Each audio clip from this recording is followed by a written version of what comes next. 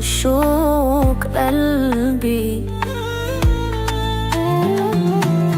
انت الهوى والبدر يغني يا حلم عمري ورجائي. Jadi cepat.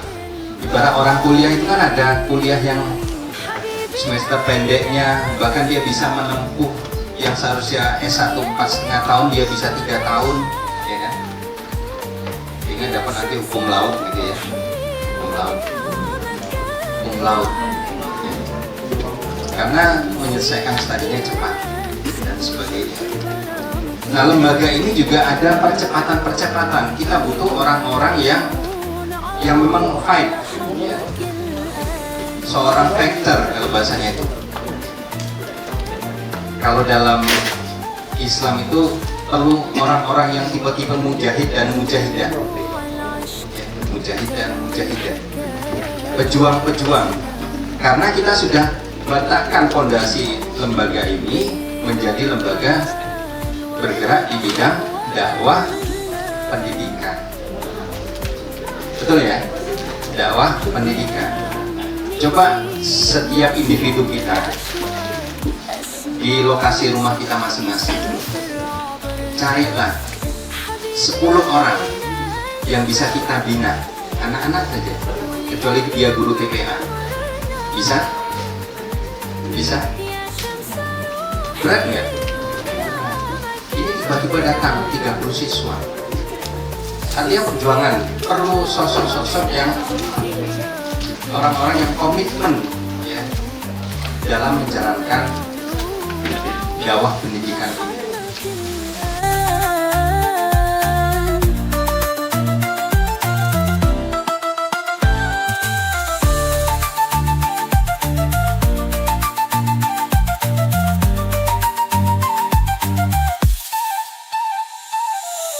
أكتب كلمات حبي على ورق الرياح. Karena teman-teman ini luar biasa loh. Cara mereka memimpin itu bagus dan sudah memiliki karakter sendiri. Bagaimana kita ini ketika memimpin itu tetap tidak lapar dan juga tetap tidak boleh memilih-milih ketika salah kita bilang salah, ketika sesuatu tersebut tidak tepat sasaran kita tegur, tapi dengan kita tidak memilih-milih Pak. Kadang-kadang ini baperan, kalau kita ngomong ke Pak ini tersinggung, nangis, kan? Ngadu sama temannya. Ya, cara itu. Semua ini diprotes sahabat. Sahabatnya itu bukan sahabat sohir, tapi sahabat kafir. Yang pertama siapa? Pertama kali Umar. Tapi Umar itu nanya, yang Muhammad bukan Rasulullah kan? Yang pun primordial itu perjanjian itu. Kalau bahasa emosiannya Umar. Nah, kita ini disepelekan. Apa yang dilakukan Rasul? Ketika itu, kalau bahasa kita pasti baper ini. Perasaan kan itu sahabat.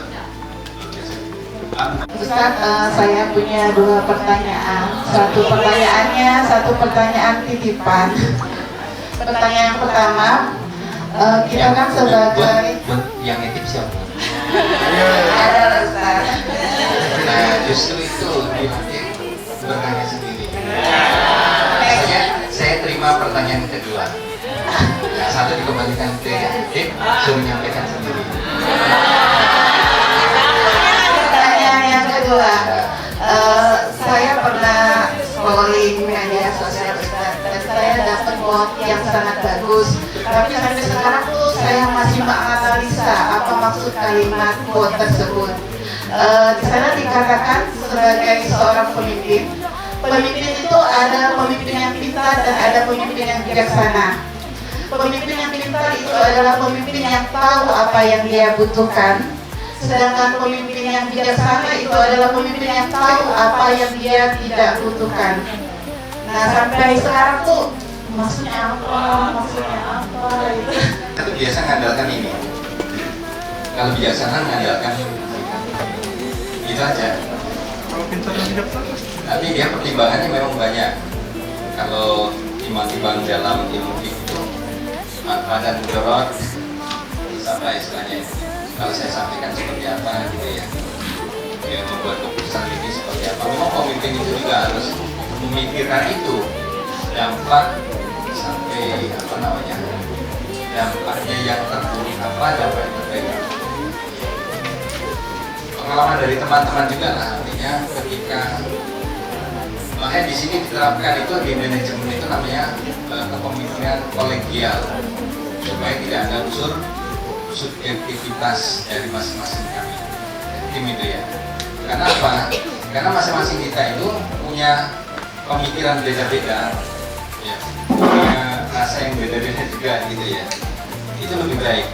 Tapi kalau misalnya pimpinan yang sifatnya apa namanya individu tadi, dia harus ada waktu yang selalu saling membackup. Misalnya Bunda Mona nih, di sini ada Bunda Pipin dan Bunda Ustadz Edi. Nanti saling backup, ya. Putusan itu putusan kolegial, bukan putusan hanya sekedar putusan Bunda Mona. Tadi kalau pemimpin pintar atau pemimpin bijaksana itu kan relatif juga ya, relatif dalam pengertian itu quote.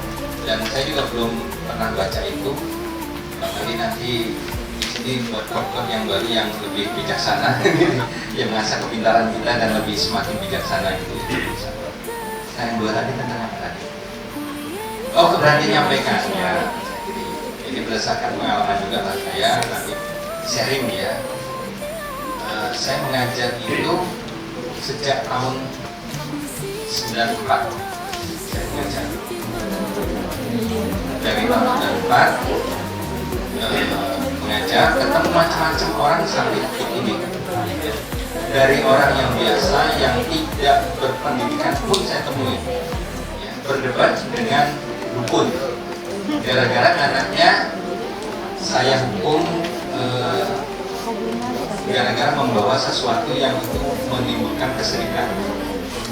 Nah, kalau orang dukun kan artinya dia bicara tidak menggunakan hati dan tidak menggunakan akal, sekedar emosi. Nah, dan saya harus menurunkan, ya, menurunkan level saya harus sama frekuensinya dengan orang dengan bahasa yang sederhana. Karena apa? Kalau kita pakai emosi, sama-sama emosi, artinya berarti ketemu. حبيبي